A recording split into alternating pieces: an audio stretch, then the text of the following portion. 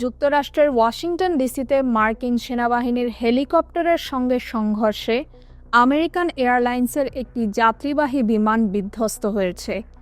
শেষ খবর পাওয়া পর্যন্ত 18 জনের মরদেহ উদ্ধার করা হয়েছে।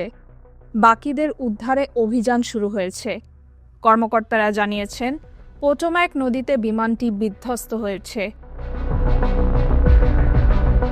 স্থানীয় সময় বুধবার রাত 10টার দিকে রিগেন ওয়াশিংটন ন্যাশনাল এয়ারপোর্টের দিকে আসার সময় হেলিকপ্টারের সাথে যাত্রীবাহী বিমানটির সংঘর্ষ হয়।